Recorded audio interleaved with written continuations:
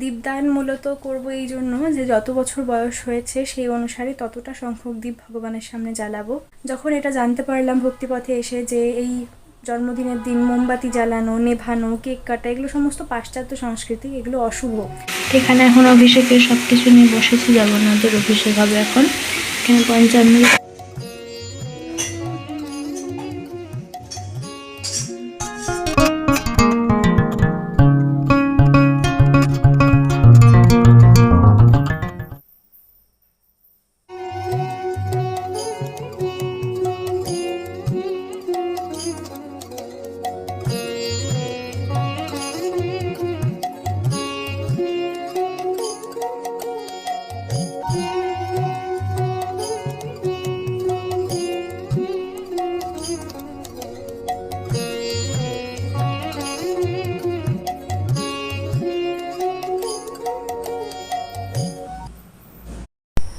জয় নিতাই, জয় গৌর, জয় জগন্নাথ।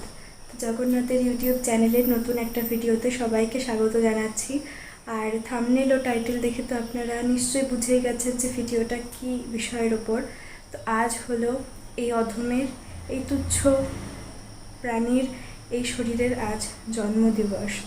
তো আজকে সারাদিন কিভাবে জগন্নাথের সেবায় অতিবাহিত হচ্ছে, আজকের এই দিনটাকে সুন্দর করার চেষ্টা হচ্ছে, সেটাই আপনাদের সাথে ভাগ করার চেষ্টা করব। ভক্তদের কাছে জন্মদিবস বা জন্মদিন শুধু নিজের আনন্দ নয়, তাদের কাছে প্রত্যেকটা দিনই নতুন, প্রত্যেকটা দিনই উৎসবের, প্রত্যেকটা দিনই ভগবানের সেবার। আর তাই আজকের এই দিনটাকে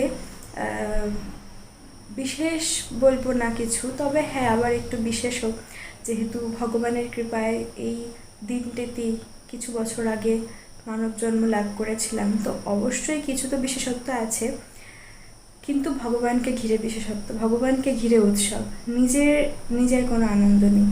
তো চলুন আজকে সারাদিন জগন্নাথের সেবায় দিনটাকে অতিবাহিত করি এবং আপনাদের সাথে ভাগ করে নিই আজকের পুরো দিনটা। পুরো ভিডিওটা অবশ্যই দেখবেন, আর ভালো লাগলে একটা লাইক করে চ্যানেলটা সাবস্ক্রাইব করে পাশে থাকবেন।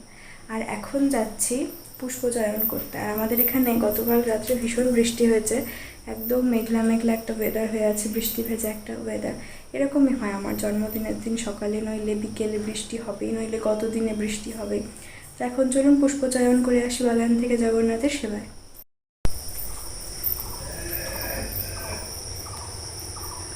তো এই যে একটা বৃষ্টি ভেজা একটা সকাল, এখন ওই 7টা মতো বাজে, কারণ বেশি সকালে আসতে পারিনি, কারণ অন্ধকার মতন ছিল আজ।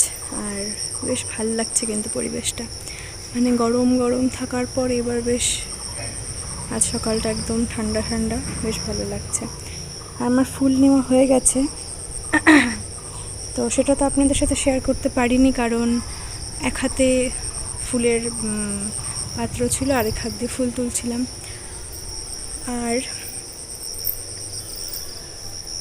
এই গাছটার থেকে নিয়েছি, ওদিকের একটা গাছের থেকে নিয়েছি, কিন্তু ওদিকগুলো তার যাওয়া গেল না, কেন বলুন তো? বৃষ্টিতে সব জঙ্গল বড় হয়ে গেছে। আর তার থেকে বড় কথা যেটা, সেটা হলো মশার উপদ্রব হবে খুব। তো এখন আমি তৈরি করতে চলে এসেছি মিষ্টান্ন, কারণ জন্মদিন বলে কথা, মিষ্টান্ন তো একটু মানে হবেই। তার জন্য আজ জগন্নাথের বাল্যভোগে আজ দেওয়া হবে মিষ্টান্ন।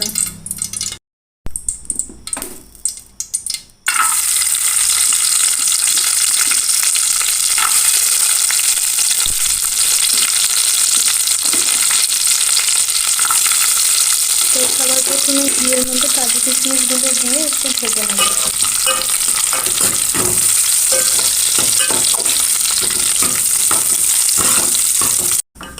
তো এগুলো একটু সোনালি সোনালি করে ভেজে নিয়েছি, এখন তুলে নেব এখান থেকে।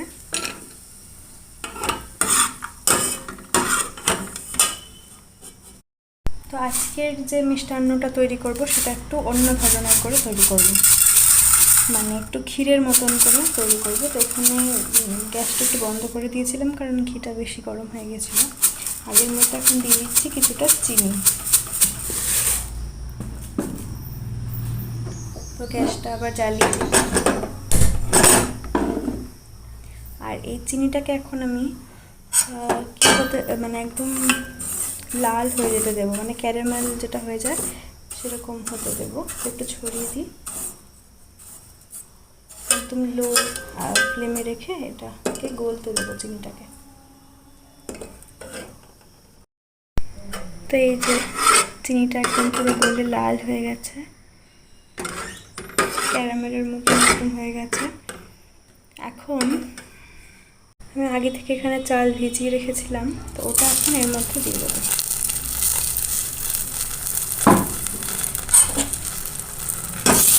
দিয়ে না এটার সাথে একটু নাড়াচাড়া করতে হবে, মানে চালটাকে সেটার সাথে মিশিয়ে নিতে হবে, একটু ভাজতে হবে।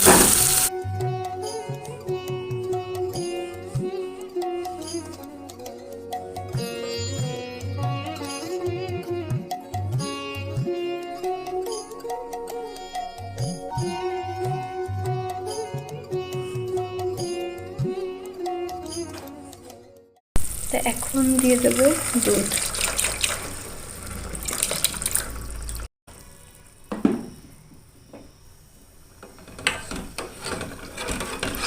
আর এই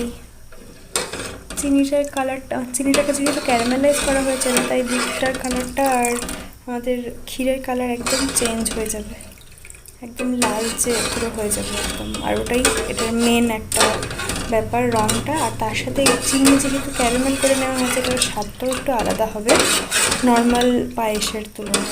এখন মিশিয়ে দেবো, ফুটতে দেবো।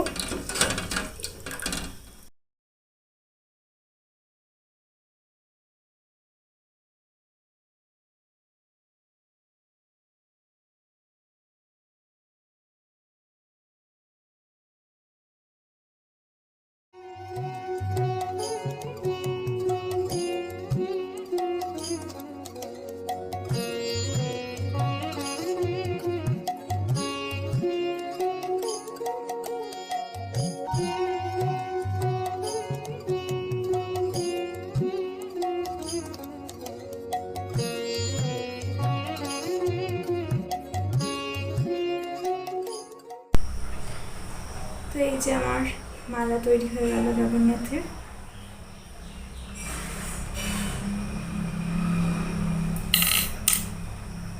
এখন রেখে দিই এখানে। আর এখন যাই, চলুন মিষ্টান্নটা দেখে আসি। তো এই যে এখন আমাদের মিষ্টান্ন কিছু এরকম পর্যায়ে আছে, আর মোটামুটি কিন্তু হয়ে গেছে, মানে সেদ্ধ হয়ে গেছে চালগুলো। তো আরেকটু কিছুক্ষণ রাখবো, মানে আরেকটু ঘন করার ইচ্ছা আছে। তো এখন এর মধ্যে দিয়ে দিলাম আরও চিনি। তো এখন দিয়ে দেবো কাজু কিশমিশগুলো। এখানে এখন অভিষেকের সব কিছু নিয়ে বসেছি, জগন্নাথের অভিষেক হবে এখন। এখানে পঞ্চামৃত সাদা হয়ে গেছে পুরো পঞ্চামৃত এখানে, আর এখানে হচ্ছে চন্দন, আর এখানে এমনি জল। এখানে জগন্নাথের স্নান হয়ে গেছে, আর আপনারা এখন চরণামৃত দর্শন করুন। মহাদেবকে একটু পঞ্চামৃত দিয়ে অভিষেক করালাম।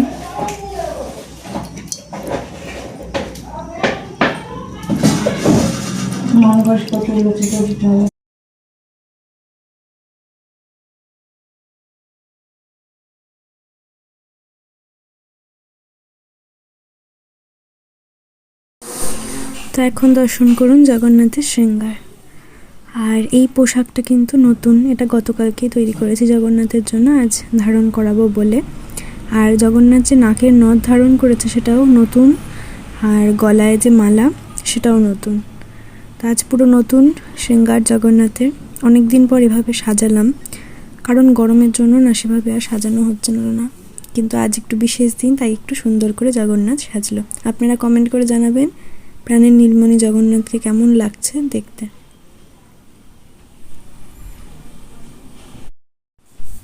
আজকের মহাপ্রসাদ দর্শন করুন, ভোগ হয়ে গেছে। আজ হয়েছিল ডাল, পনির, আলু রসা, এখানে ভাজা হয়েছিল 4 রকম, পুষ্পান্ন হয়েছিল, আর এদিকে চাটনি, তারপর মিষ্টান্ন ছিল দুপুরবেলাও, আর দই, তাম্বুল। তো আজকের মহাপ্রসাদ, এখন আমরা প্রসাদ পাবো। তো এখন সন্ধ্যা আরতি করে তারপরে করব দীপদান। দীপদান মূলত করব এই জন্য যে যত বছর বয়স হয়েছে সেই অনুসারে ততটা সংখ্যক দ্বীপ ভগবানের সামনে জ্বালাবো, ঘিয়ের দ্বীপ। তো এটা যত বছর হলো ভক্তিপথে এসেছি করে আসার চেষ্টা করছি। যখন এটা জানতে পারলাম ভক্তিপথে এসে যে এই জন্মদিনের দিন মোমবাতি জ্বালানো, নেভানো, কেক কাটা এগুলো সমস্ত পাশ্চাত্য সংস্কৃতি, এগুলো অশুভ, আমাদের সংস্কৃতির এগুলো অংশ না। আমাদের সংস্কৃতি হলো প্রদীপ জ্বালানো, আলো প্রজ্বলিত করা শুভ দিনে, এবং মিষ্টান্ন বানানো, সবাইকে প্রসাদ দেওয়া, এগুলো। তো তবে থেকে এই করছি। তো চলুন এখন এই বছর 20টা দ্বীপ জ্বালানো হবে, চলুন আপনাদের সাথে ভাগ করি দীপদান জগন্নাথের কাছে।